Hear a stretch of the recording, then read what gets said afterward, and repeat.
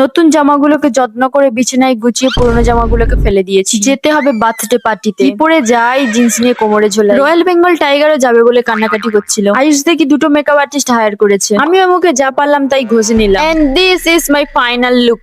পুরো বান্দরি। আমি আর আমার ব্রো চলে এলাম পার্টিতে। আসা মাত্রই গু জাবড়ে গেল পায়েতে। পার্টিতে ঢুকে ঠাকুরের দর্শন নিয়েই দেখি 2000 টাকার মেকআপ করে দাঁত বার করছে এবং বাড়ির লোকেদের সঙ্গে একবার টুক করে দেখা করে নিলাম। আমরা আসার আগে কেক কাটা হয়ে গিয়েছি। আসল জিনিসটাই মিস করে গেছি। আমাকে একটা ফটো তুলে দিতে বলেছিল, কিন্তু ফটোর বদলে ভিডিও করে দিয়ে ক্যামেরার দিকে পিছন ফিরিয়ে চলে গেল। এদিকে বার্থডে বয়ের নাচ দেখো। নাচ দেখার পরেই চলে এলাম মকটেল কাউন্টারে।